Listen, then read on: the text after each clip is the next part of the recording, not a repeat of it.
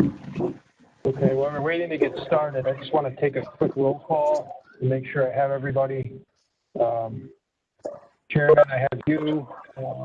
Chief Parisi, have you joined yet? I don't think I see Chief Parisi yet.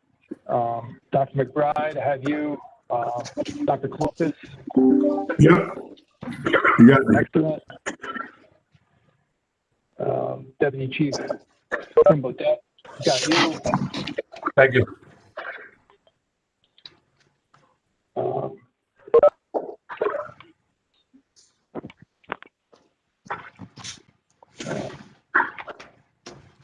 Commissioner Green, I have you. I have audio as well. Yes. Deputy Commissioner Wood. Here. Here. Excellent.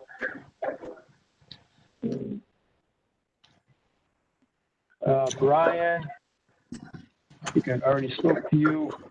Audio's working. Good morning.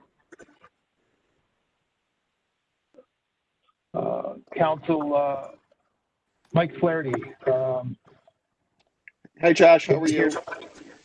Excellent, excellent. Allison, I've got you. Good morning. Ray, good morning. Ray Neves. The audio working? Yes. Excellent. Good morning, Ray. Molly Bates. I'm here. Good morning. Good morning. Scott, Aaron, you. Looks like I have Sarah and Todd. Natasha. Yes. Can you hear your audio? Excellent. I can hear you too. Great.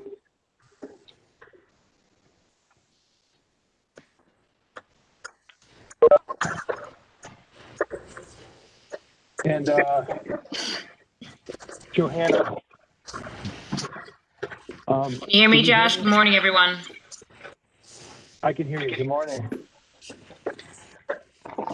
I'm trusting everybody can see, still see the PowerPoint slide as well.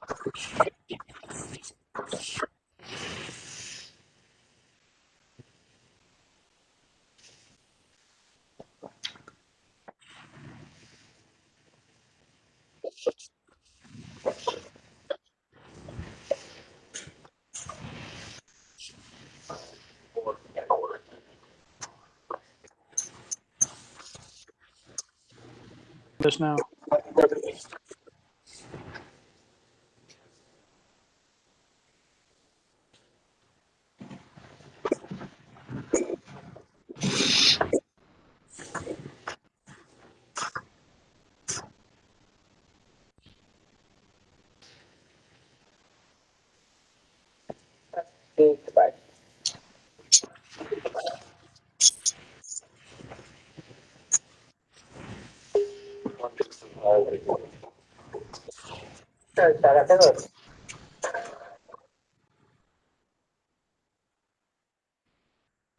Hey, good morning, Chuck.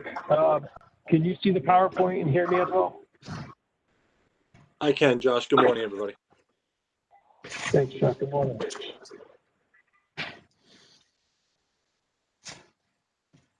All right. Looks like Chief Parisi just joined us as well. Good morning, sir. Good morning.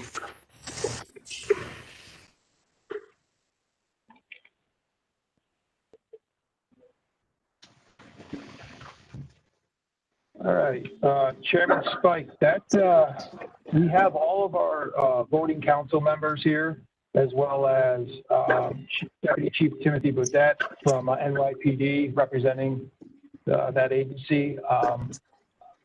I don't see anybody currently from New York State Police, but I'll keep my eye out if they join later on in the meeting. But everybody is here who is on the agenda to present, as well as we have all 4 voting members for a quorum. So Okay. I will turn it over to you to begin. Okay. Thank you, Josh. Can you hear me okay? I can. Yes. Okay, very good. Thank you, Josh, for the roll call this morning. Good morning to everyone, and let me welcome everyone to the 252nd meeting of the New York State Municipal Police Training Council as a remote virtual session. I'm Sheriff Ron Spike, the chairman. And again, for the record, I note the presence of Chief Parisi, Dr. McBride, and Dr. Clofus as the other members of the council currently. For the record, the council is currently still comprised of half its members authorized by law. We have 4 members and 4 vacancies. We're still looking to fill the chief's position, sheriff's position, NYPD, and NYFP normally.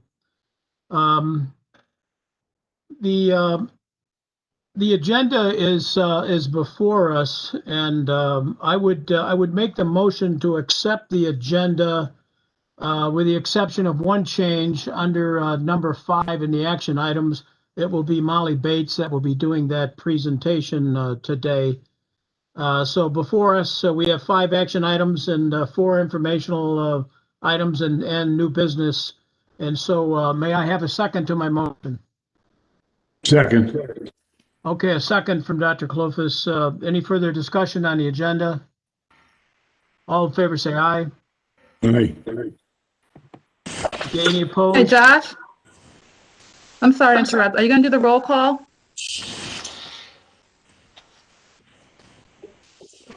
Chairman Spike, when we do adoption of motions, we're going to need to go through each council member to get their vote. Oh, you want to do a roll call vote then? Yes. Okay. Yes, please. Okay, I'm sorry, I didn't realize that. Okay, for the acceptance of the agenda, Dr. Clofus. Aye. Okay, Chief Parisi. Yes. Dr. McBride.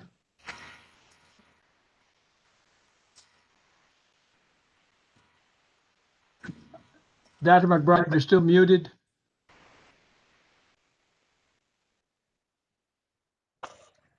Yes. Okay, and it's a yes for me. So the agenda is adopted. The meeting minutes for the September 251st meeting were previously distributed. And if there are no exceptions or amendments, I will also move that that those minutes be adopted. Do I have a second? Second. Okay. We have a motion and a second. Any further discussion? Okay. Dr. Clofus, your vote? Yes. Dr. McBride, your vote? Yes. Chief Parisi? Yes. And yes for me. And so the minutes from the last session are adopted. Thank you. It's common for this particular session that we establish meeting dates for the 2021 year. And those dates are established as March 3rd, June 2nd, September 1, and December 1st. And obviously they're subject to change, but I would make a motion that those dates be approved and entertain a second. So moved. All right, thank you, Dr. McBride. We have a motion and a second on the dates for next year. Do a vote here. Chief Parisi? Yes. Okay, Dr. Clofus? Yes. And Dr. McBride? Yes. Yes, and a yes for me. So those dates on that action item are accepted. Thank you. We now move to item number 3, which is fundamental crisis intervention skills for law enforcement implementation date on the basic course for peace officers. We originally spoke about this back in the spring. And we have Scott Neff is going to do the presentation. Go ahead, Scott. Thank you, Mr. Chair. During the Council's 249th meeting on March 4, 2020, the Council approved the addition of 5 new topics to the basic course for peace officers, based upon updates to the basic course for police officers, feedback from peace officer employers, and a panel of subject matter experts. These updates were scheduled to go into effect for all basic course for peace officers beginning on or after January 1, 2021. Among the 5 topics is the 20-hour fundamental crisis intervention skills for law enforcement curriculum, which provides a new peace officer with the necessary training to effectively respond to emotionally disturbed persons, improve outcomes by reducing injuries to both the community member and officer, and appropriately redirecting the person's crisis to local resources. Annually, approximately 40 agencies submit peace officer basic course curriculums. After notifying peace employers of the January 2021 requirement to deliver fundamental crisis intervention skills for law enforcement curriculum during basic training, 19 peace agencies asked to be informed of the availability of the required instructor course. To date, only 2 of those agencies have an instructor certified to deliver this curriculum. As the fundamental crisis intervention skills for law enforcement section requires a specific instructor certification, and the pandemic resulted in the New York State Office of Mental Health being unable to deliver the instructor courses to support this new requirement, the Office of Public Safety is proposing that the required implementation date be amended to January 1, 2022 to allow more time for agencies to meet the instructor requirement. Does anyone have any questions?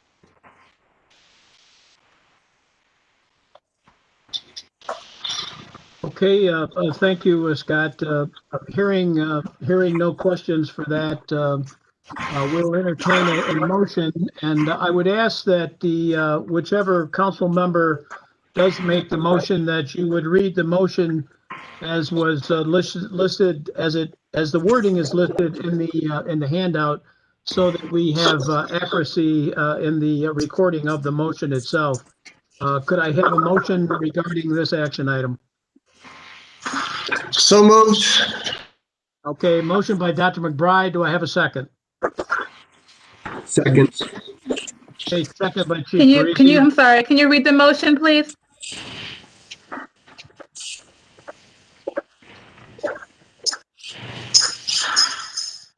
As I said, we need to have the motion read when you make the motion. Dr. McBride, could you go ahead and read it?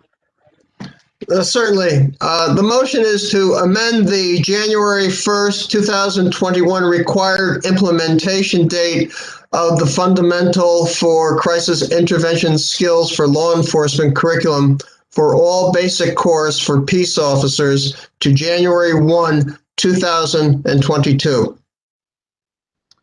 Okay, thank you. And Chief Parisi, you still second that?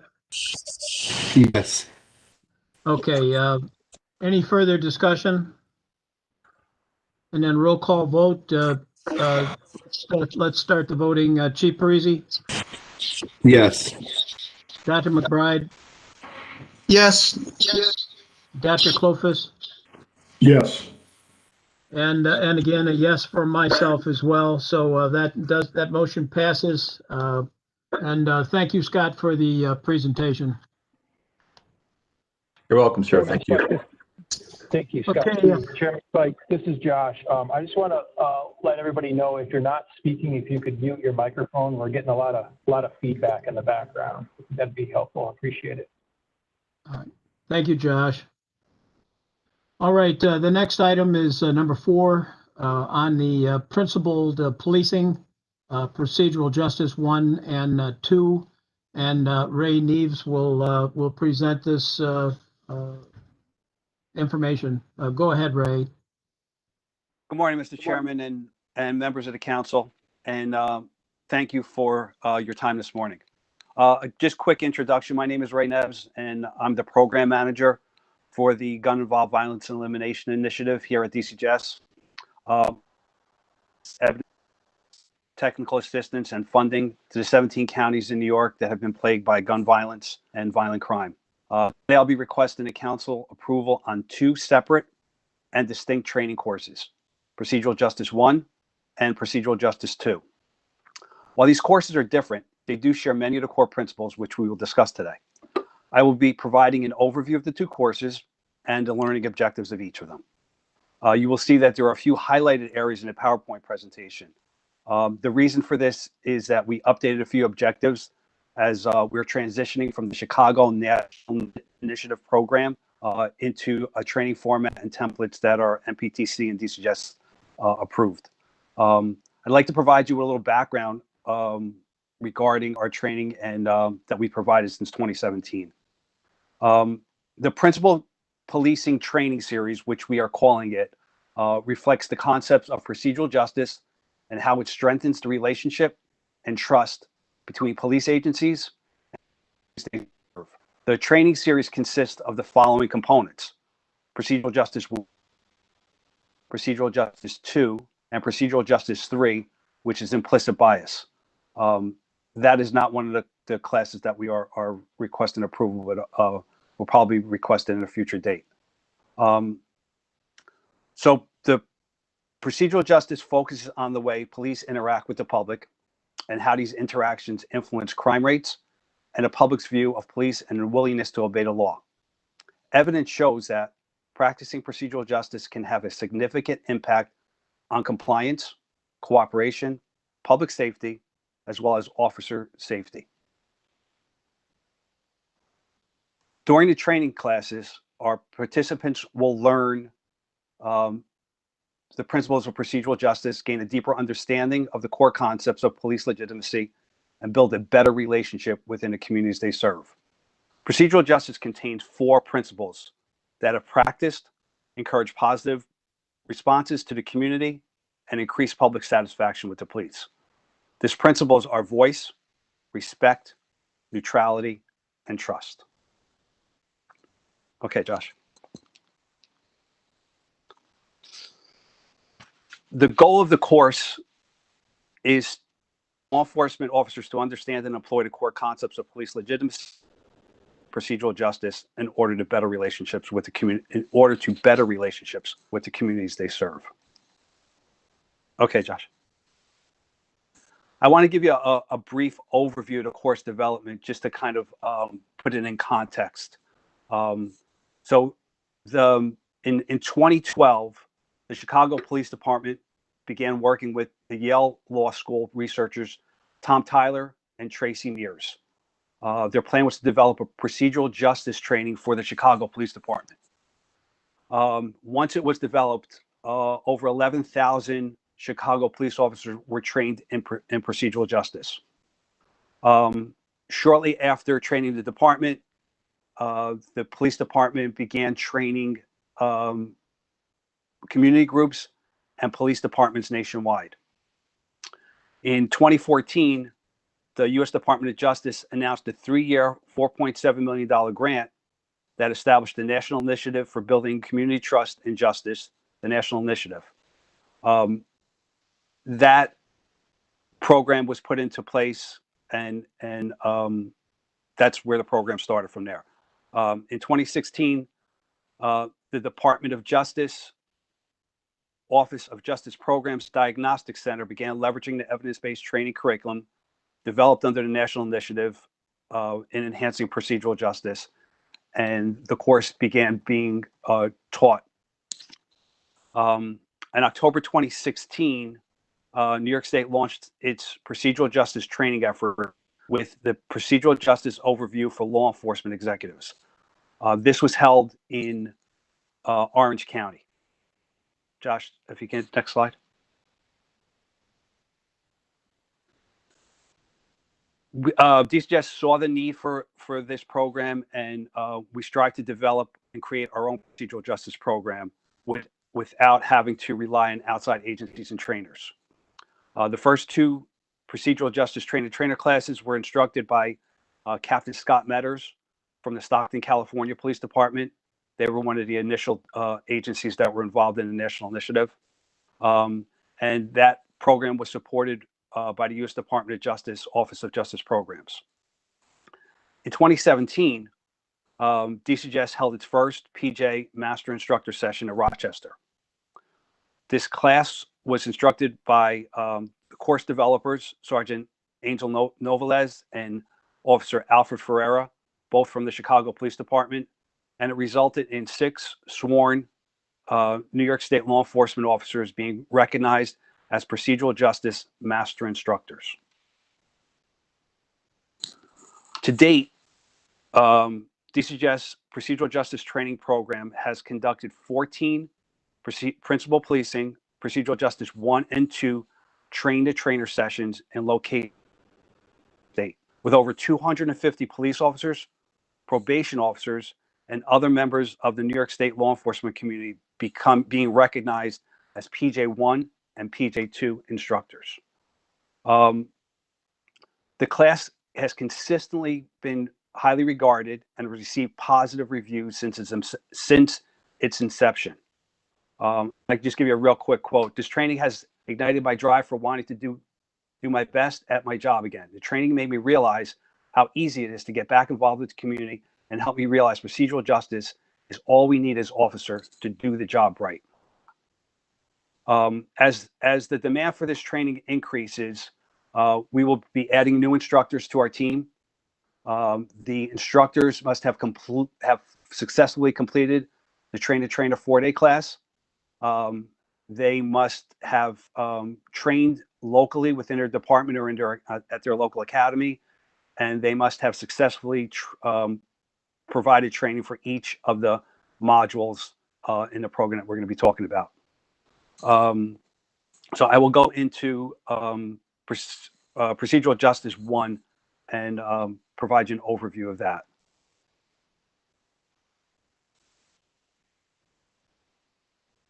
All right, this 6-hour course focuses on understanding police legitimacy and procedural justice, the relationship between the community and the police, and the role history has played in hindering legitimacy in some communities.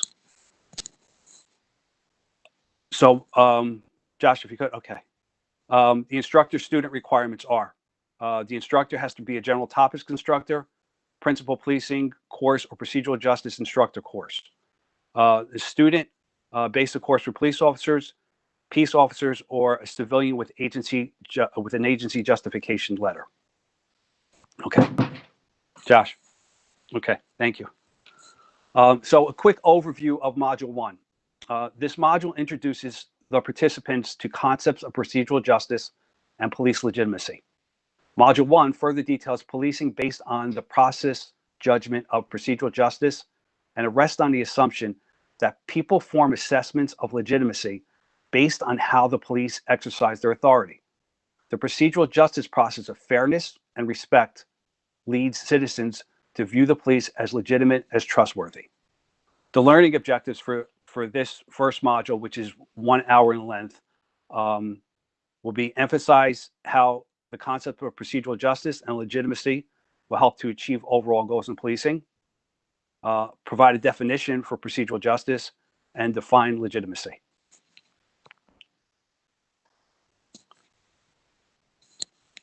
The second module, Officer Wellness and Safety, Effects of Cynicism on Family Relationships.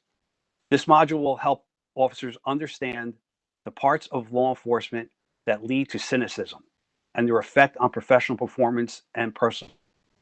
Additionally, this class discusses behavioral signs associated with cynicism and suggests solutions for defeating cynical behavior and attitudes.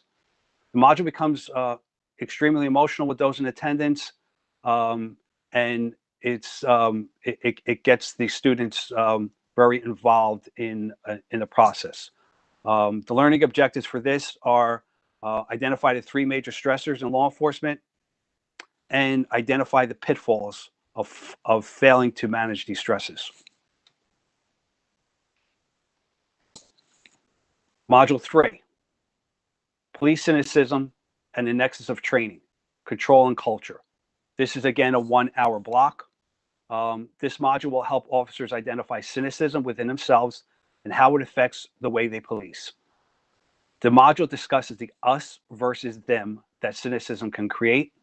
Additionally, this module focuses on Robert Peel's principle that the police are the public and the public are the police by pointing out similar wants and needs between the community and the police.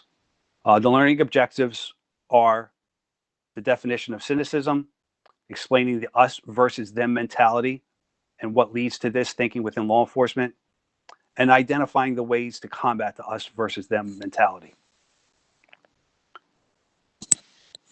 Module 4,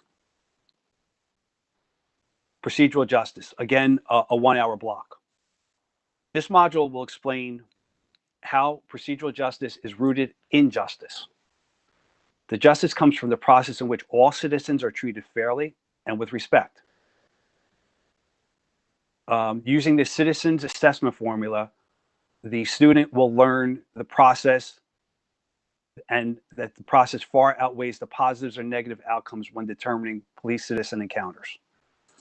The learning objectives are define the term justice and the difference between justice and procedural justice, describe the citizens assessment formula and identify the process as a central aspect of that formula, review and identify the 4 principles of procedural justice, identify and expound on the 2 procedural justice elements of quality of treatment and quality of decision-making that makes up the 4 principles of procedural justice, the definition of power control and power influence and their role in gaining community trust, and research that supports procedural justice. They're going to identify research that supports procedural justice. Module 5. Module 5, again, is 1 hour, and it's the historical and generational effects of policing. This module focuses on the notion that no department in the nation has a great relationship with every member of the community. Module 5 starts with a video on historical effects of policing up until the Civil Rights era. In order to understand community views of police legitimacy, we must first recognize that the role of history has played. The module further discusses the treatment of minorities, even during modern times in our country. It also challenges officers to reflect on the history of their own agencies. The module transitions into how we build trust and the value of a community bank account. The account has deposits and withdrawals. Deposits are typically smaller, and withdrawals may come from outside agencies. The learning objectives are to explain the role of history and how it affects modern policing, and identify ways to acknowledge past harms in order to move forward. And Module 6. Module 6 is entitled Procedural Justice at its Finest. Again, this is a half an hour block, and it wraps up the whole day of training. In this module, students are given several examples from with their own agencies of procedural justice in action. The message is solidified that practicing procedural justice within the community leads to police legitimacy. The parallel, again, is to be drawn between the core values of the agency and the principles of procedural justice in the takeaway message. And the learning objectives are explain how procedural justice can benefit one in becoming a more effective police officer, describe what procedural justice looks like in the city that they patrol, discuss the effect of how we are viewed by the public based on how we treat people, and finally, explain how procedural justice affects legitimacy. So that is the overview of Procedural Justice I. I will go Justice II, and then if questions, I'll take them when we're completed with this, if that's okay. Procedural Justice II.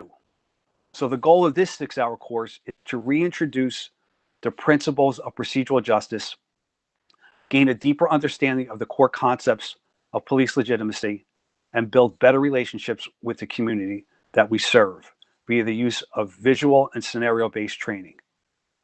This course is basically a booster course, and it is usually taught anywhere from 6 months to a year after the initial training has been given to the agencies or to the officers there.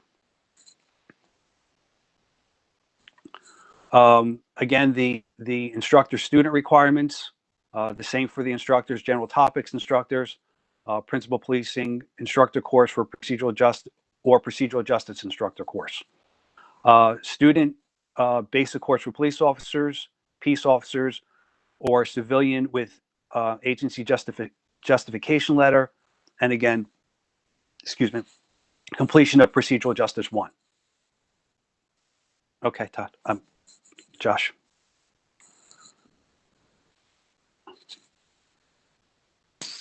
So the first module is the community bank account. This module discusses the community bank account and how our daily interactions with the public can determine we are making a deposit or withdrawal from our community. The community bank account can add to our legitimacy and how we contribute. The learning objectives are to review police legitimacy and the principles of procedural justice, discuss the benefits of applying procedural justice and how its application positively affects officer safety, discuss how police legitimacy affects our work as police officers, and finally, explain what a deposit and withdrawal from the community bank account is. Okay, Josh, thank you. Module 2. Again, this module is 1 hour, and the title is Transparency. The fourth principle of procedural justice is trustworthiness. A way to develop this is through transparency. In this module, the students learn how the principle of transparency could be applied through community surveys, and as well as other community activities, including social media platforms. This module starts our scenario-based training, and the scenarios give officers some practical experience utilizing the principles of procedural justice. The outcomes, excuse me, the outcomes demonstrate the positive aspects of legitimacy, and they are increased through the applications of these principles.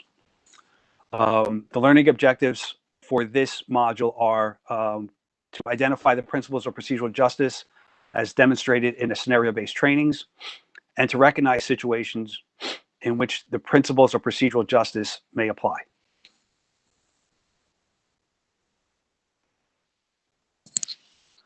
Module 3, again, 1 hour, inform the community. So this module focuses on informing the community. Programs that are discussed to better inform the public about policing. These programs involve citizen police academies, cadet programs, reality-based trainings for the community. Additionally, the module covers the importance of informing the community of the reasons for encounters. The learning objectives are explain how to inform the community of police policies and procedures, and identify programs that show the positive side of policing. Module 4, again, 1 hour in length. It's entitled Treatment Matters. Several programs are discussed where officers interact with members of the community, including some had been incarcerated and had previously had negative interactions with law enforcement. It's an opportunity to interact with the 3 to 6% that typically shape police views on the public, and to humanize interactions with them.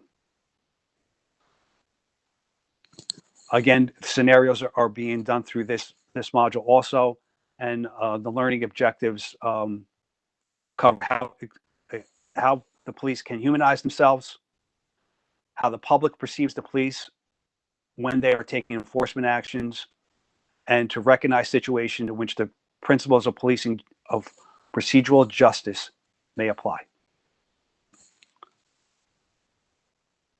Module 5. Again, 1 hour, communication matters. This module focuses on the importance of tactical communication, utilizing principles of procedural justice to de-escalate situations and gain compliance. One of the scenarios that's covered in this was the famous beer summit of the incident in Cambridge, Mass, where the officers responded to a burglary in progress. And eventually they ended up meeting with the president and having some open and clear discussions about the incident and how both people reacted to it. The learning objectives on this module are to explain how the police can tactically communicate with the public to mitigate negative interactions, and to understand the citizen's point of view of police actions. And finally, module 6. Again, an hour as we close this out, and why we do what we do. This module is the conclusion of Procedural Justice II. It gives the students an opportunity to kind of review all of the concepts discussed over the course and the other modules, and to ensure that the student is left with a more comprehensive and practical understanding of procedural justice and how it affects them as well as others. And the learning objectives here are explain the higher purpose behind the profession of policing, define and give examples of community bank accounts, deposits that you have made, explain how procedural justice can assist you in accomplishing your goals, and finally, to spark a reaffirmation, of police nobility. That is an overall review of the programs that we're proposing. I'm available for any questions now from the council. Okay, thank you, Ray, for your presentation. A couple of things initially, just for clarification. Yes, sir. The prerequisite for this is not someone in the basic academy, someone who's already completed the basic course for police officers or peace officers. Correct? Correct, sir. This is not the basic academy class. This is more of an in-service training class. Okay, that's what I was thinking. And then some of us old timers that have been around a while, we always talk about instructional objectives. In this, we talk about learning objectives. Can I conclude that they're the same thing? Yes, sir. Okay, all right. And then my other question is, you have a 1 and a 2, both 6 hours each. Is there any reason why they're separated that way? Could they be done 2 days in a row? Are they allowed to be taught that way? The reason they're separated is procedural 1 is the overview of the whole of procedural justice, and the thought process is the procedural 2 will be done 6 months to a year later to reinforce what was initially trained, to see how the officers either implemented the concepts of procedural 1. So they're not really back to back. They're kind of a booster class, kind of a refresher class to make sure that the officers are implementing what they've learned previously. Chairman, this is Chuck Tyree. Sorry to interrupt. I just wanted to clarify one additional point with that. They certainly could be done back to back, but that's not the recommended instructional model. that we would like to see. I think it's more effective to do training on one day and then, like Ray said, 6 months to a year later, do the second part of it to kind of reinforce the concepts that we'll learn during Procedural Justice I. Okay. All right. And then finally, my last question on P2, on module 3, you talk about the FATS training. I think, if I understand that right, that's a particular vendor, FATS. There are other systems similar to that. So I'm wondering if that should be worded FATS training or a similar system and not that particular one. Yes, it should be. I just used a generic term that I've always been familiar with, and yes, we can definitely change that to make it just reality-based training, and we could take facts out. Yeah, I mean, for my own agency, we have a system called DART that's very similar. So, all right, well, thank you. Other council members, questions? Good morning. It's Bruce McBride.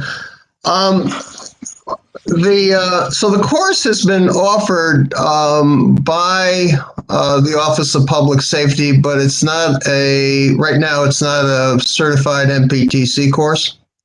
That's correct, sir. Okay. And how, and I'm just thinking of logistically, how do you coordinate and goes with what Sheriff Spike was discussing, how do you coordinate people to take course 1 or principles 1 and principles 2? We put out an announcement. We've been doing a 4-day train-the-trainer.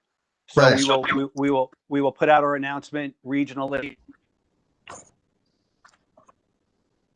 Sure that the people who have registered for the class are IDC instructors. Our classes have been okay. Okay. Okay.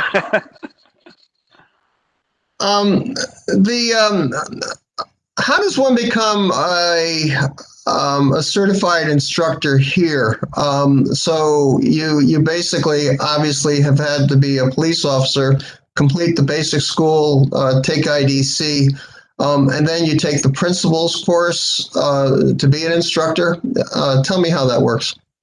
So we run a 4-day train-the-trainer course or an instructor's course, which is taught by our cadre of master instructors who have gone through the initial training. Okay. Okay. No, keep going. I'm sorry. Okay. So the course is 4 days long. Day 1, the students who are going to be instructors are taught the basic, the 6-hour course. Day 2, the course is broken down by module for learning instructions on how it should be taught. Then day 3, the PJ2 course is done in the same manner, and then day 4 they're teach backs. So the instructors have to the students who are going to be instructors have to teach back a module back to the instructors to show their proficiency and create their own PowerPoints. Okay, good. Thank you. Okay. I'm interested in the way the course is presented. I assume now that the lesson plans are being finalized for the program, but you have the history portion. I believe it's module 5, and then you have some of the background things like legitimacy and concepts that are at the end. I mean, and obviously this has been taught several times, but would it make sense to have some of the conceptual things up front first and then get into cynicism and family impact? I think that the instructors have tweaked this a little bit as they have gone on, and obviously we've done a lot of different trainings, and based on their experience, they felt that this is the best way and to introduce the program and to run it. So this is based on what they've learned from the people who developed it, and then their experience teaching the class numerous times throughout this.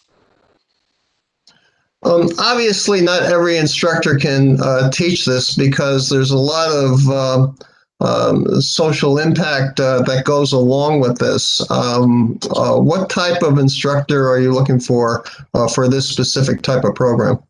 So basically, we're looking for someone that has the buy-in. We've seen that there's been some people that have come to the training classes that were kind of like, middle ground, not sure if they wanted, what this program was about. Okay. Usually by day 2, they bought into it. I've been to a number of classes, and you can see the initial hesitation some of the instructors, but once our instructors start teaching it, they get the buy-in is there. And I don't think there's anybody that has gone to any of the classes that hasn't really bought in.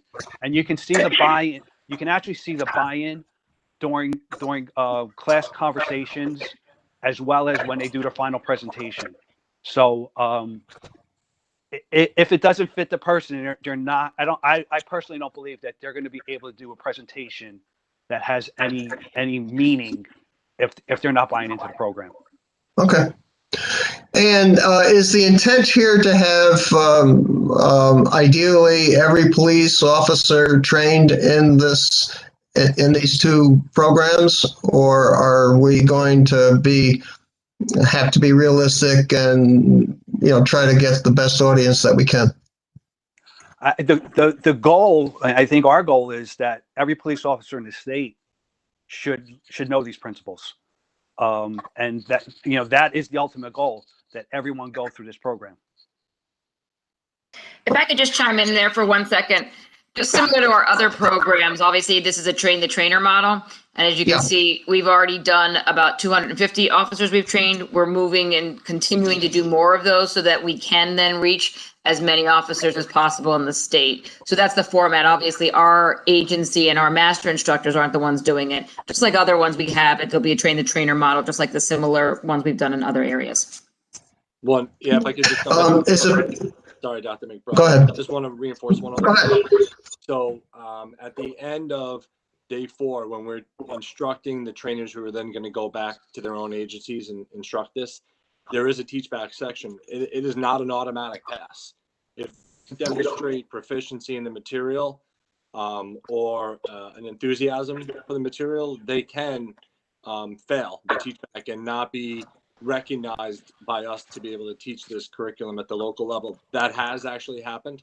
Not frequently, but it has. So that's another mechanism in place to make sure that we're getting the right instructors to teach this material at the local level. Okay, thank you. Is there any intent of maybe putting this program online, or would that be impossible based on the format and the content? I think it's difficult to put it online because of the interaction and the format and the information that's there. So in my opinion, I don't think online would be the best way to present this program. So going back to what was mentioned by Joanna, this is really a trainer program. I would go through the program, then go back to my department and teach it as an in-service program. Right. The program that we are presenting is the in-service program. The trainers go back and will do this 6-hour PJ1 and PJ2 in their agency, and then report back to DCJS.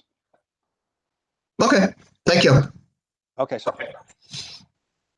Okay, thank you. Dr. Clofus, do you have any concerns? I just have one. Question, clarification, really.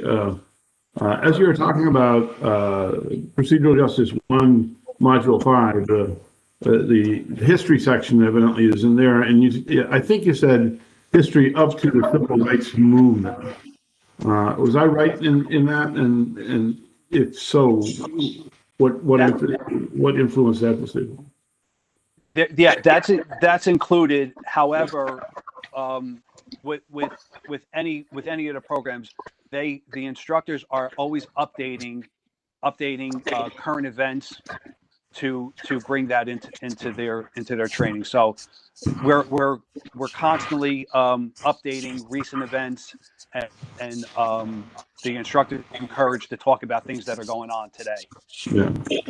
So the notion of history is going to move past 1965. Yeah. Yes, sir. Okay. I think it's important. Thank you very much. Okay. Okay, thank you. Chief Parisi, do you have any concerns? All my questions have been answered. Thank you. Okay, thank you, Chief. Natasha, are you right there? Can I ask you something? Yes.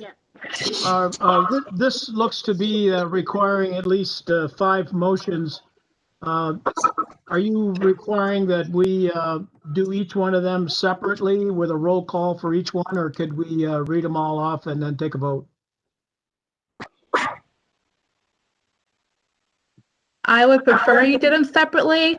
If you all are going to, I would prefer you did it separately to make it cleaner that way. I'm not objecting to you doing them all at once if you're all in agreement, but I prefer you did them separately. Okay. Does any council member have any problem with us doing motions 1 through 5 at the same vote? I would say same vote. Same vote's fine. All right. Thank you. Okay. All right. I hear no objections. So let's read the motions off, and then we'll roll call vote. Could someone be the reader of the motions, and then we'll have a second. I guess I'll go ahead with all 5. Take one for the team. Motion 1 to approve course topics, hours, and learning objectives as a minimum standard of instruction of the Principal Policing Procedural Justice I course, and require all instructors approved to deliver the course to be general topics instructors and successfully complete the Principal Policing Instructor course or Procedural Justice Instructor course. Motion 2 to approve the issuance of MPTC certificates of students that have been reported to DCJS as successfully completing the Principled Policing Procedural Justice I course. Motion 3, approve the course topics, hours, and learning objectives as the minimum standard of instruction of the Principled Policing Procedural Justice II course, and require all instructors approved to deliver the course to be general topics instructors and complete the Principled Policing Instructor course or Procedural Justice Instructor course. Motion 4, that all students must meet the prerequisite of completing the Principled Policing and Procedural Justice I course before taking Principled Policing Procedural Justice II. And lastly, motion number 5, approve the issuance of MPTC certificates to students that have been reported to DCJS as successfully completing the Principled Policing Procedural Justice II course. Okay, thank you, Chief. Could I have a second to all 5 motions? Second. Second by Dr. McBride. Any further discussion on the 5 motions? Okay, hearing none, we'll proceed to a roll call vote. Chief Parisi? Yes. Dr. McBride? Yes. Dr. Clofus? Yes. And a yes from myself. So those 5 motions do pass. And thank you for your presentation, Ray. Thank you. Thank you, council members. All right, we'll now move into action item number 5, which is the discontinuance of the 2-day defensive tactics refresher course. and Molly Bates will be the presenter. Go ahead, Molly. Thank you. Good morning, Chairman and members of the council. Everyone can hear me okay, correct? As you know, this course was developed in 2017 to transition existing DT instructors to the newly revised MPTC curriculum in the basic course for police officers. The program encompassed the new materials being introduced and was delivered to bring current DT instructors up to speed on the new material without having to attend a new 2-week instructor school. The two-day DT refresher program was developed as a temporary course until the time when there were enough instructors in the state trained to deliver the new material. After consultation with training academies around the state, DCJS can verify that there is a certified DT instructor at every academy in the state approved to deliver the new defensive tactics curriculum. Additionally, there are now over 1,000 DT instructors in the state trained to deliver the new material. There's an updated trainer in every county in the state with the exception of 2 counties, and we're currently working with those agencies to get an instructor certified in their area. At this point in time, DCJS would like to put a sunset date on the acceptance of a 2-day refresher program that would take effect on April 1st, 2021. DCJS is prepared to assist any agencies with finding instructors to conduct the 2-day refreshers if their agency still has instructors in need of the update prior to the sunset date. After the sunset date, anyone wishing to instruct defensive tactics at the Basic Academy would have to attend the 2-week MPTC Defensive Tactics Instructor School, which local academies and DCJS continue to deliver around the state multiple times a year. This will further ensure that DT instructors statewide are receiving the same standardized and approved instructor training across the state. Any questions?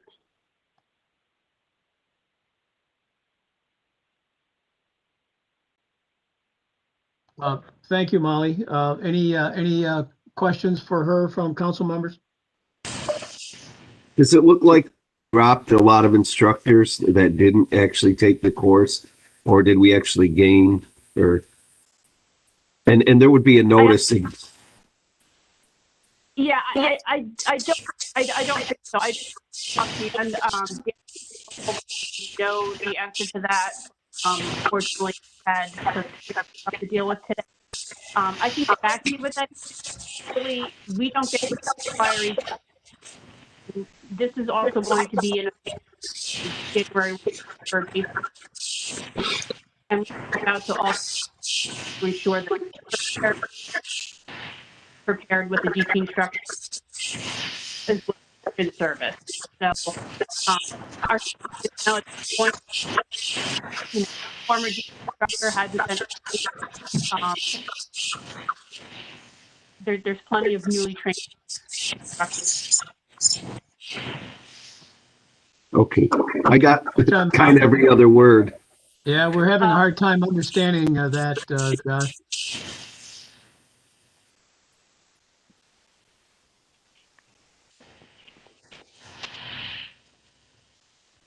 But basically, we got every other word, Molly. You were breaking up in and out your audio. But basically, what you were saying is that you don't really have a number, but if there's a DCJS sends out a notice that says, hey, you have to do this by April 1st of 2021, if you're a current DP instructor, then I think that should be fine.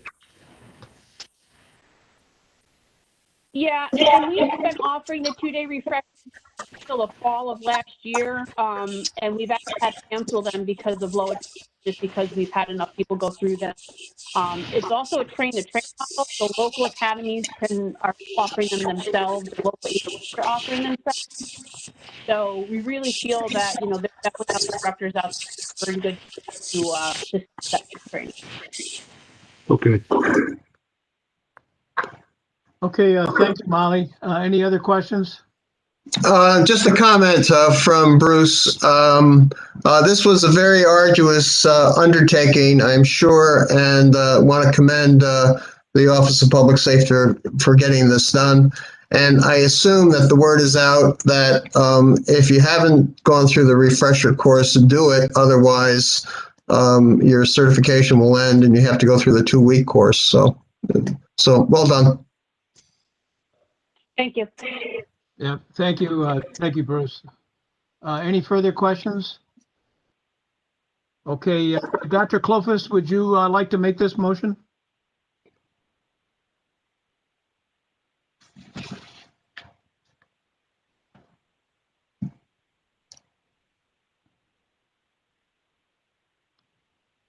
Dr. Clofus, are you there?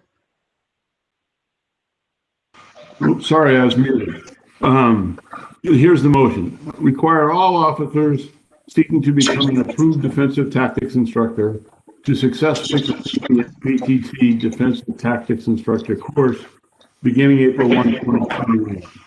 After this date, no officer will be permitted to become an approved MPTC Defensive Tactics Instructor by completing the 2-day Defensive Tactics Refresher course.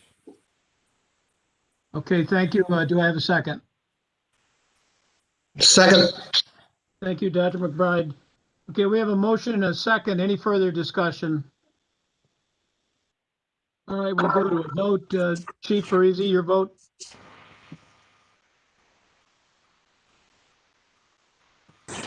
Yes.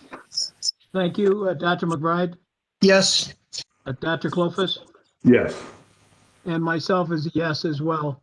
So that motion is approved. And thank you, Molly, for the presentation. All right, well, now we'll move to the informational update items. We've got some regulation updates. Natasha, go ahead. Thank you, Chairman and members. We have 2 regulations, as mentioned. The first one pertains to the hate crimes legislation. If you recall, Chapter 552 of the laws of 2019 directed the council to recommend regulations to the governor regarding hate crimes training for current and new officers. Those regulations were recommended and provided to the governor.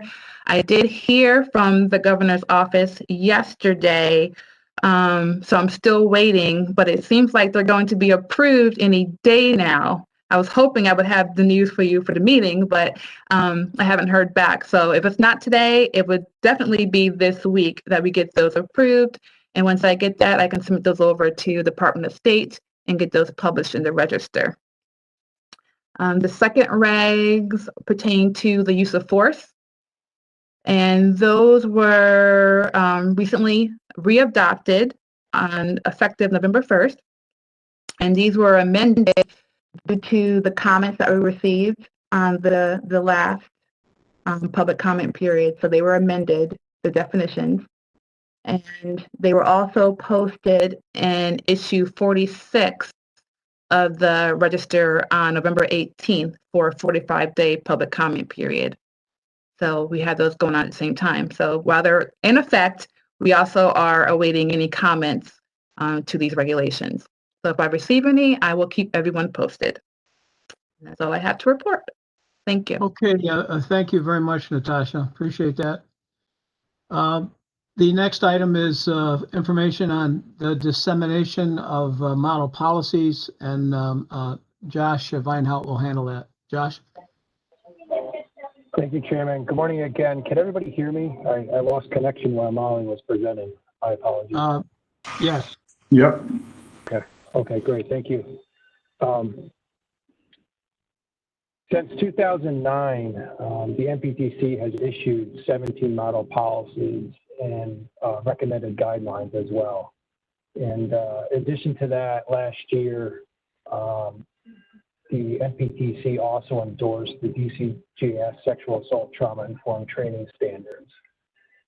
And through the work of the MPTC, they've taken on many contemporary issues in regards to model policies and the issues surrounding them. Some of them being identification procedures, recording of custodial interrogations, use of force, facial recognition, body-worn cameras. That's just to name a few of the contemporary issues that the council has taken on since 2009 and when they began developing model policies to provide to agencies for assistance in developing their own. When we look at some of these policies, some of them have actually served to frame some of the language for legislation that was passed. We've seen that in the identification procedures, we've seen it in the recording of custodial interrogations, and even more recently in the use of force model policy as well. Currently, what we do is to share and get these model policies out to agencies, we share a cloud storage link to law enforcement to access all these policies.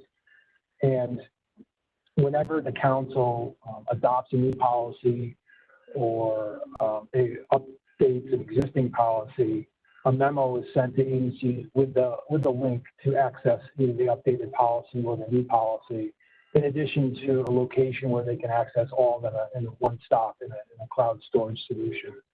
But as we look at these policies and we think of ways to make them even more accessible to agencies, in addition to showing transparency to the public that these policies aren't developed in a vacuum or nor intended to be hidden from public eyes, DCJS believes one of the best course of actions to take in regard to these policies is to make them available on our public website. When we receive a request, a FOIL request for these policies, we currently, our process is to provide the policy in its entirety to the requester who's making that FOIL request.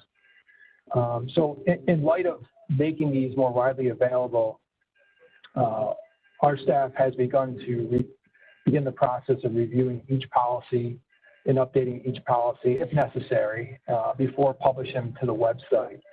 So at this point, we've looked at all 17 policies and we've come up with a list of policies DCJS would like to post to the public website that have been reviewed. And to name those policies currently that we feel are in a great position to be posted to the public website that have been recently adopted by the council or the council has recently adopted updates to that policy that may have previously existed at one point are as follows.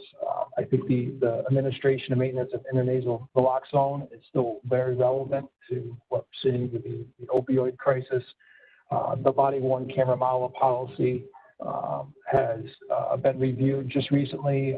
New legislation was passed during the summer. We reviewed that to ensure consistency with the legislation, and it still was very contemporary and relevant to the issues surrounding body-worn camera. Facial recognition model policy, that was just recently passed by the council not too long ago. So that one is currently in a position to be posted to the public website. Identification procedures that cover photo arrays and lineups. That policy is actually in the executive law of the duties and responsibilities of the MPTC. It requires the MPTC to disseminate written protocol and forms. And in addition to that, executive law for DCJS charges us to adopt a model policy and promulgate it pursuant to Executive Law 837. So DCJS has adopted the MPTC model policy for identification, photo arrays, and lineups. In addition to support the requirement for the MPTC to disseminate that model policy, we've been sharing it with the law enforcement community, as I mentioned, through the cloud storage link. And now we'd like to make it more publicly available on our website as well. The investigations of hate crimes, that's an executive law under the council's duties and requirements as well to develop a hate crimes model policy. And recently, we just presented updates to the council on that one as well in regards to recent criminal justice reform legislation that was passed during the summer. Another model policy that would make its way to the public website as well is responding to and interacting with persons with disabilities. Again, that is another policy that is written into executive law requiring the MPTC to develop policy and procedures for that particular topic. And the council not too long ago adopted that policy as well, in addition to updating training standards, developing training that goes along with that model policy. Another model policy that the council developed and adopted was the model policy on handling of sexual offense evidence kits. Obviously, that law was established requiring agencies to develop procedures and policies of their own. And in response to that, the MPTC provided a document for agencies to utilize in developing their own policies and procedures that was required under Executive Law 838. Three more is the use of force model policy. We brought that to the council multiple times over the past couple of years to continue to update and revise as new legislation is passed. And to note that is another model policy that the council was required to develop policies and procedures for under Executive Law 840. One final MPTC model policy would be also recording custodial interrogations. And that was also a policy that DCJS adopted as standards to be established pursuant to Criminal Procedure Law 1645. And then finally, not necessarily a model policy, but endorsed by the MPTC was the Sexual Offense Trauma-Informed Victim Response Training Standards that was requirement for DCJS to establish pursuant to Executive Law 838A. So those are 11 policies that we would, at this time, would like to post to the public website. But then the following policies are undergoing the review process. We intend at next council meeting to present to the MPTC the license plate reader model policy. That one was developed quite a few years ago, and obviously as technology has changed and the plethora of LPRs that are out there now and the amount of storage and archival and retention issues, we're looking at all that, working with the subject matter experts, and we put together a panel already to take a look at that model policy for presentation to the council in March. And that would be another one eventually we'd like to put up on the public website. The human trafficking model policy is currently under review as well. We're looking at potentially modifying the policy to address any changes in recent statute, changes in the legislation.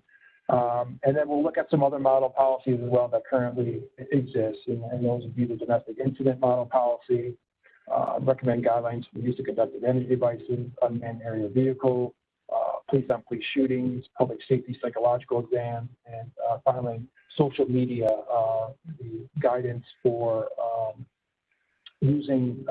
providing procedures and policy for agency personnel using social media. Not necessarily, it doesn't pertain to social media investigations, but the use of social media by personnel and agencies.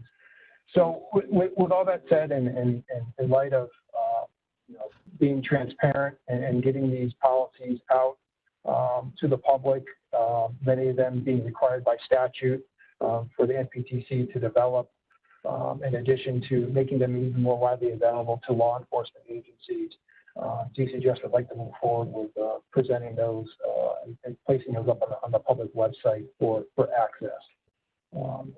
Just like any FOIL request that we receive, as mentioned, we give the policy out in its entirety. This way, it'd be even more accessible to those rather than going through, the standardized FOIL process that we have in place at this point.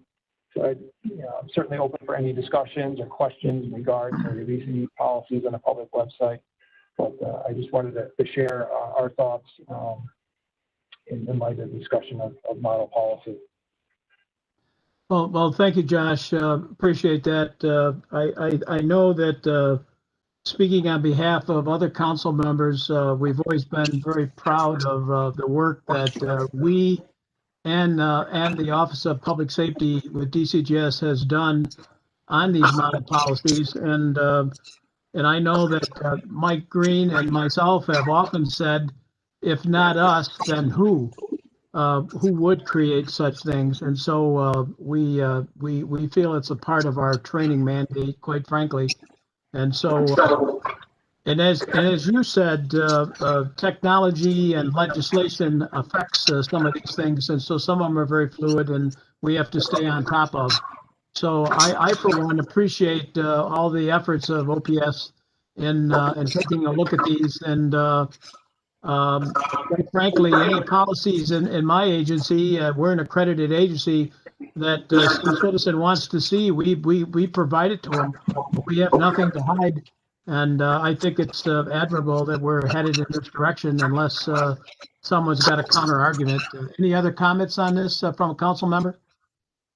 I think it's a great development. We should have done this, frankly, a long time ago, because it does represent the fine work that OPS and others do behind the scenes. And I think that it'll be very helpful for the current discussions that are going on with each police department on review of their operations with the community. Thank you. Yeah, I think it's a great idea too, and it's a great move. I appreciate it very much, Josh. I was just wondering a couple of things. Will you have a statement up there regarding the intentions of DCJS to continue to post the policies publicly? That might be helpful. And also indicated that additional policies are coming because someone may be, dissatisfied with the list that's up there in terms of viewing it as incomplete. No, I think those are all great points. We'll certainly work with our press office to craft the language that needs to go on the public website to inform the community and then the public what policies are available, and let them know that this isn't a complete list at this time, and nor it'll probably continue to add to it as the council takes on. Thank you. Josh, taking John's point a little bit farther, there probably should be I don't want to say a phone number, but at least a site or an address that if somebody has a question that they can be referred to. Another excellent point, and I'll make note of that as well. We do have a general policing email inbox that goes to multiple programs to monitor that. The questions that come in. You can work with our press office to put that content on the website. Josh, I think Bruce was volunteering that we use his phone number there. Yes, that's right. Area code Ron Spike 315-39. That's funny. Thank you. Be careful what you ask for. Yeah. I also think that posting these policies there will be seen as encouragement for departments to post their own complete policies on their web pages. Another good point. Yeah. Okay. Any other discussion?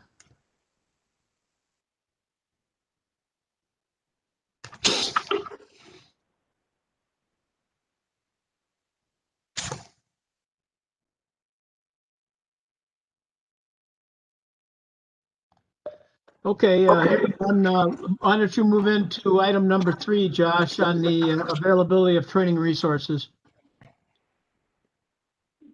Thanks again, Chairman. We've talked about this, honestly, for the past couple of council meetings, but again, even in regards to the work of the model policy work that the council has taken on, I think it's good to just remind the council and those in attendance and maybe even those listening in, some of the other work that the council has taken on to provide resources, training resources to law enforcement. Without a doubt, this has been certainly a challenging year in terms of training. We as an agency are certainly want to ensure the safety of our own staff as well as the students in attendance, and we've definitely put protocol in place to continue to deliver as much in-service classroom training that we can within reason. And obviously now, as we're going through the second wave of COVID, it's certainly a challenge to deliver in-service training and at the levels that we've always delivered it at. So With that being said, I wanted to run down just a list of in-service training resources that are available for law enforcement agencies that they can utilize as either reference material or teach directly from them. And also just hit on a couple programs that are currently in development that we anticipate sharing with the council and with law enforcement next year. Just to touch on some of the resources that are available that the council has adopted over the past few years, as we've updated the basic course and as we developed instructor programs. In terms of some key trainings that will assist agencies as they move forward, we have availability of cultural diversity training. We've done significant enhancements to the basic course and updating the cultural diversity section. Well, we also have additional supplemental materials that are available that was developed by the Bureau of Justice Assistance. So we have training videos and other types of materials that agencies can look at, can share as roll call training, can share it as other opportunities for their officers to be trained in. It will provide links to agencies after the conclusion of this meeting when we send out an announcement to agencies notifying them of the actions that the council has taken at this meeting. We'll also share with them some of these materials that I discussed and just run down through the list of things that the council has adopted. Obviously, the principal policing training, we will make those final lesson plans available to agencies who have trained instructors. So we'll be providing links to that training and contact information. When we talk about de-escalation training and tactics related to de-escalation training, one of the things that we're currently working on right now is an online training video to discuss de-escalation, basically what it is and what it isn't, and to explain that de-escalation is an outcome as a result of a well-trained officer using multiple different skill sets. And you can't train de-escalation in one type of training program or a single 8-hour-a-day course because it consists of so many skill sets. And really the list of training resources that I'm going to continue to go through are really hit on a lot of those skill sets that result in the outcome of de-escalated events and incidents. So that online training will get into some of the, it'll be a short video to basically for officers to understand what the term is and some of the strategies that would be useful to them as they seek to de-escalate encounters. As you all know, that they've been doing for years. But to frame it in light of a discussion that it's an outcome based on skill sets that an officer has. So these training materials, the remaining training materials I'd like to go through are some skill sets that will make a well-trained officer with the ability to de-escalate a situation. And obviously there's so many other factors that go into de-escalation that we can talk about for another time. But here's some of the trainings. We have a decision-making curriculum. We have a detailed decision-making facilitators guide that teaches instructors how to deliver and how to walk officers through decision-making exercises where they're given a fact pattern, they're given decision-making points to choose from, and for them to explain their action. It's based on the recognition prime decision-making model and further developing that experiential knowledge that they can pull from when they do actually go through a critical event or an incident. They have that experiential knowledge to be able to pull from that to make decisions during an incident, particularly maybe during an incident that they're trying to de-escalate. We have the ethics and professionalism curriculum. Certainly, I think we all can agree that all this starts at ethics and professionalism, and we've completely revamped the basic course of how we train on ethics and professionalism. And it's a cultural shift, and we like to provide agencies with that curriculum.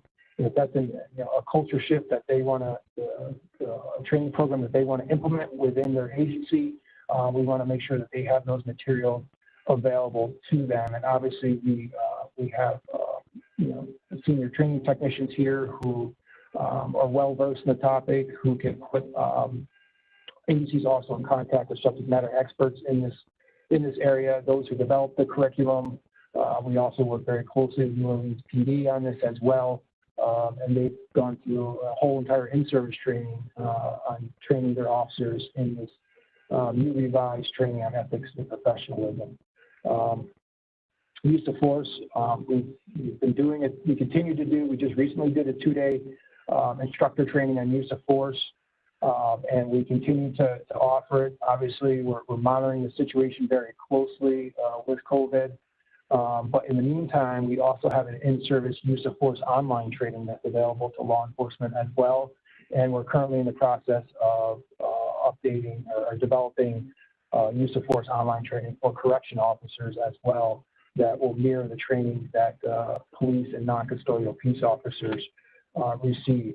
In addition to that, we'll provide also other links to law journals and other IACP materials on use of force to assist agencies with further enhancing the instructors that we developed already, as well as providing them resources and materials to train their own officers based on the Fourth Amendment teaching of use of force.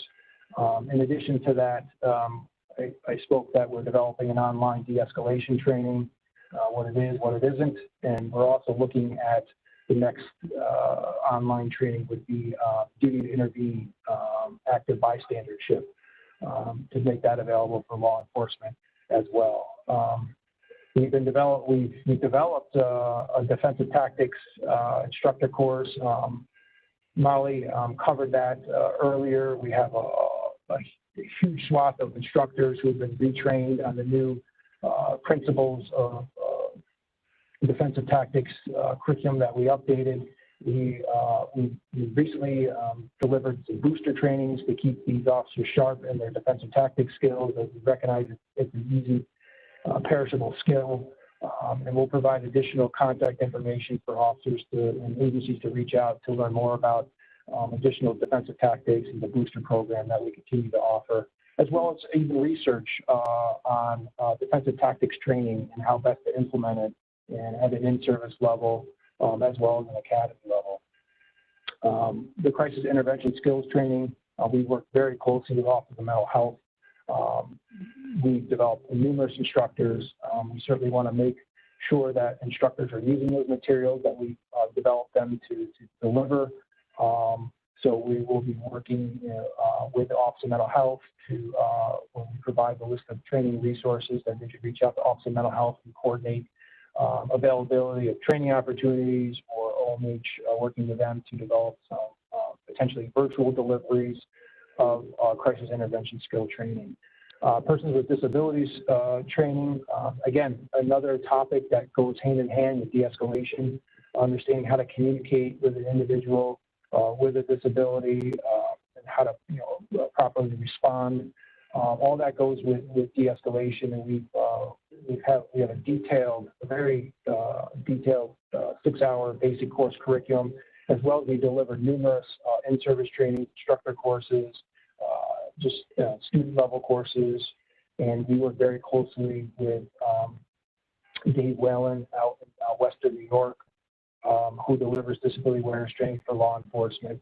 And right now we're speaking with him about the opportunity of offering online person with disabilities awareness training for law enforcement, as we, again, we continue to consider the challenges of delivering in-service training at this time. And all this should not go without saying officer wellness training. Just as critically important when we talk about de-escalation. And if the officer, his wellness or her wellness is not in check, it makes de-escalation and the discussion and applying the skills and principles as difficult during these high intense, rapidly evolving situations that so often occur in law enforcement space. So we have obviously the officer wellness basic course curriculum, but what we're currently developing right now is an officer wellness in-service curriculum as well, hitting on some of the tenets based on officers who have experience in the field. It pulls from some of the content in the basic course, but hits on content that's very specific to officers who have experience, who've already experienced some of the cumulative career stress and other post-traumatic incidents that they may have experienced. We want to provide them with resources and agencies to deliver that in-service training as well. So we're currently working on that. In addition to, I mentioned an online training for duty to intervene. We're also looking at developing an in-service lesson plans for duty to intervene, active bystandership as well, to provide as a resource to agencies as they seek to deliver training at the agency level. And then, and finally, last but not least, the reality-based training program. Academies are equipped with the equipment. We developed instructors across the state to conduct reality-based training. We've trained them how to develop effective scenarios, scenarios that are also safe. So we encourage agencies to continue to utilize those instructors to develop further scenarios for in-service training. And then we have a list of online trainings and webinars that are available. And then last but not least, a final training that's currently in development that relates specifically to the basic course, but we probably have much far sweeping implications to the training of our firearms instructors, as well as even firearms requalification. I'm sure a lot of the changes that we're making will hopefully carry over even to how we see officers requalify at the in-service level with firearms. Currently, the basic course is at 1 week of firearms training, and we're looking to expand that to potentially 2 full weeks of firearms training. And the idea behind that is really kind of based on the naive shooter study that was published in the International Journal of Police Science and Management. And what the study found, that individuals who had completed standard law enforcement academies firearms training were no more accurate in their shooting than those who had haven't had any law enforcement handgun training at all. And what the study also found, that officers are likely to spend more time focusing on their sights and manipulation of their own weapon rather than their target or suspect. So the first week of the firearms training has historically always been the fundamentals, strictly marksmanship type shooting, but recognizing that this study suggests that we're really not making law enforcement officers any better at freeing up their cognitive resources by doing a 1 week marksmanship fundamentals type shooting firearms qualification course. We want to develop those skills to make them automatic, to free up the cognitive resources, so that way they can make they have the cognitive resources for observation, for processing, and for immediate decision making. So if we can automate those skills in the second week and develop more of a combat style that more closely is going to resemble the types of encounters that they may encounter, we can certainly gain an advantage, even if it's measured in tenths of a second in the reactionary time. Studies show that the tenths of a second that may be gained allows more time for decision making, for officers to quickly process a scene and take in the observation and decision making skills that need to be done. So we're working on that as well. We hopefully in mid-spring to be able to pilot that, and then at some point, hopefully in 2021, we'll be able to present that new firearms training for recruits, and as well as the plan to retrain all of our firearm instructors in this type of training. So that's just again, I went on quite a bit here, but that's a level of just some of the work that the council has already approved. We want to make available to law enforcement, and some of the stuff that's coming up on the horizon. And we want to make sure that those training resources are available to the law enforcement community. So we'll be sending out a document with links to access all those training materials and make them available to law enforcement. Any questions there? Well, thank you, Josh. That was a lot of information to put out. Any council members have any questions or comments? Okay. Again, thank you for that, for all those list of information there. It's a lot of information for the record, and it shows all the good work that OPS and staff are doing. So thank you again for that. All right, the next item is the unauthorized release of some of our training materials, and Deputy Commissioner Wood is going to address that. So Michael, go ahead. Good morning, Mr. Chairman, council members, and everyone else in attendance here today. Again, informational item here. Just want to share some information in a chronology just for your knowledge. On September 30th of this year, there was a press conference hosted by the Rochester, New York Police Union relative to the Daniel Prude case. I don't think there's any need to talk about that case. It was a major national story. I'm sure you're all familiar with it. In custody death, mental health, that type of thing. At that press event, union attorneys provided materials to all media in attendance in electronic format, in addition to playing one of the videos from this defensive tactics refresher course that related to a specific tactic that's in question in that particular case. This course specifically that I'm referencing is the one that's been mentioned a couple times already at this meeting, the defensive tactics refresher course that was used to update current instructors and to assist them with the instruction of the new defensive tactics curriculum to police recruits as part of the basic course for police officers. So this was shared on electronic format to all media in attendance. Also included within that electronic file was a link to a cloud server that contained the video library which was created as supporting material for the course.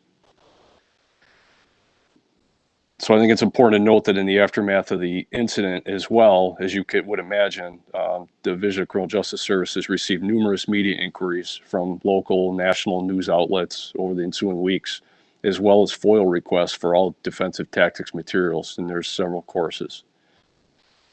So our statements are out there in the public domain as far as from our agency, so we don't need to discuss that here. But in relation to the FOIL requests, I just think it's important to note also that there's over 500 pages of materials in multiple curricula. That would be the defensive tactics instructor course, the refresher course, and the actual BCPO curriculum for recruits. And staff had to go through 500 to 600 pages to do, suggest redactions under exceptions to the public officers law that we just do and you do as routine part of your job. Most of those suggestions for redactions primarily were involving, again, release of police tactics and for personal safety reasons of the officers primarily. So after we learned of the release and, frankly, inappropriate release and unauthorized these materials, we did monitor the news outlets, and we learned, I think, happily in some respects, that only one of those outlets had chosen to post those materials online in full form electronically for anyone's review. Our press office did immediately follow up, and thankfully they were very reasonable and pulled the materials from their website. In addition, staff has now password protected the video library on the cloud server that should be available only to authorized law enforcement personnel. So again, just in closing, just thought this was necessary. It's an informational item only. We're not asking the council to do anything here or take any action. But again, I think it's very important that this is brought to the council's attention for your knowledge and consideration. So if you have any questions, I'm happy to answer them, or somebody else from staff. Thank you. No, thank you, Michael, for the commentary on that.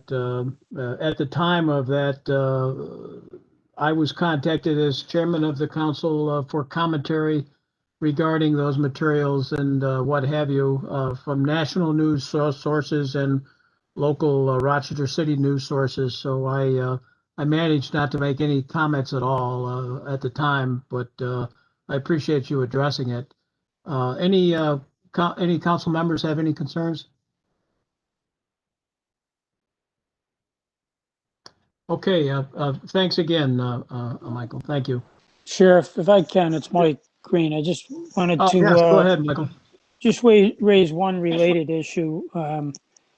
There were a number of things that were released in that press conference and a number of statements attributing things to DCJS or MPTC. And as it turned out, some of those materials were DCJS, as Mike Wood just referenced, but some were not. And there was what appeared to be a Rochester Police Department training document that was given out and identified as either MPTC or DCJS document, was posted and labeled as such by a news channel. And when we looked at it, we realized it wasn't. We contacted them, they took it down. But I say all this to say I do think it's very important that we are careful in terms of the labeling of our materials. That I think this whole process of bringing things to the council, like the principal policing, having it approved and having it documented that these are our official materials, is critical, because there's other stuff floating around out there. And there were significant differences between the Rochester Police Department document and the MPTC DCJS document that were very relevant. So I just think it's very important. I appreciate all the work that both the council and staff do in bringing things here, getting them approved, getting them labeled as our official documents, because we want to avoid that confusion in the future.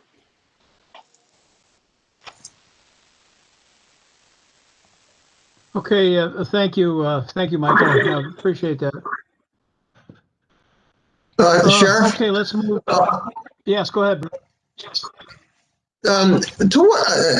Just a general question. To what extent are general materials copyrighted? I know they're in the governmental domain, but if we have a copyright on things, and what's to prevent the ABC School of Security to take these things and use them for their own use? I know it's very difficult in this day and age. After people for basically misusing our materials. If I could just comment on that quickly, and then Josh obviously chime in as necessary. Our materials are copywritten, and and we can share the actual copyright language. It does say that they cannot be posted publicly. It does say that they cannot be used for personal gain, that somebody can't make money off of them, and those types of things. So that is there. As to have we ever gone after anybody who's misused them, not to my knowledge at this time. Thank you. Yeah, thank you, Johanna, for the clarification. Any other concerns on that? Okay, thank you again to both Michaels for that. Let's turn now to any new business. I only want to mention one thing, that I had a conceptual idea on a possible model policy consideration on equity and fairness, focusing on bias-based behaviors and procedural justice concepts that I would seek that the OPS would put together a committee and possibly take a look at that concept for a model policy. And unless there's some other council members that don't think we should proceed in that way, but so it's just a draft concept at this time. But any comments on that from anyone?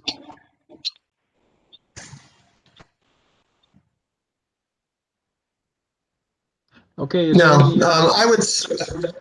Go ahead, Bruce. I would second the idea because it ties right in, at least the draft that I read, ties into the principles of policing 1 and 2. There's an underlying theme there, but I think it deserves more attention. Okay, thank you. From the DCJS perspective, Sheriff, I agree as well. I think it's a great idea. Okay, well, thank you. Then I would, Josh, we would ask that maybe you go ahead with your normal committee arrangement to to try to get a discussion on that concept. Sure will do, Chair. Any other new business that we need to bring forward from any council member? This is Bruce. I could, it's not new business per se, but I just want to commend the chairman for his comments to the joint leadership program with sheriffs and police chiefs. Basically, he reviewed everything that has been going on in the realm of MPTC and Office of Public Safety, and it was well presented and very well received also. So thank you, Sheriff. Thank you. Thank you for that. Appreciate that. It was a good gathering of chiefs of police and sheriffs to discuss a lot of contemporary issues. So thank you. Maybe if I could, Sheriff, just following up on that, I wanted to take the opportunity to thank the council for all the work that they've done during the year, and also thank the OPS staff for all the work they've done. I think this principled policing presentation was just, a great example, but one of many. There's so much work that's gone into that, not just the curriculum that you approved today, but all the work that's been done over the years to develop master instructors, to have those master instructors out training around the state. They have 250 trainers now trained and more coming. And frankly, during the course of the last year, the staff has done tremendous work to continue that training in the face of COVID, and developing procedures around COVID to keep safe and still be able to continue that. I know Dr. McBride raised the issue of remote training, and we had that discussion around COVID, whether we could train remotely, and the decision was that, it couldn't be done effectively, that it had to be done in person. So staff just did a tremendous amount of work figuring out how we could continue to put this very timely training out in the face of COVID, and have continued to do it. I know recently they've incorporated the idea of community voice into that train the trainer training, using some of our street outreach program leaders. So just, want to commend both the council and the staff for their tremendous work here, and really, in my opinion, keeping us at the forefront of training across the country. Yeah, thank you, Mike, for those comments. I know that we are far ahead of many other states when it comes to contemporary law enforcement training, and I know I'll be using the words that Josh used before, but it has been a challenging and unusual year, especially for the delivery of law enforcement training, both in service and online. And I will echo what Commissioner Green just said, to thank the DCJS and OPS staff, thanking all the council members, and thank you to all the committees that OPS has put together to discuss a lot of these issues. And also thanks need to go to both the Chiefs Association and the Sheriff's Association, the NYPD and the state police for all their contributions. And so as we wind down, I would wish everyone a happy holiday and stay well and stay safe. And we meet again March 3rd, and entertain a motion to adjourn. So moved. So moved. And do I hear a second? Second. Okay, all in favor? I guess we don't have to do roll call on this to adjourn, but if I hear all. Correct. Okay, thank you very much. That'll end this meeting, and thank you all. Take care. Thanks, everybody. Thank you. Thank you, everybody. Enjoy the Stay holidays. safe and happy holidays. Bye-bye.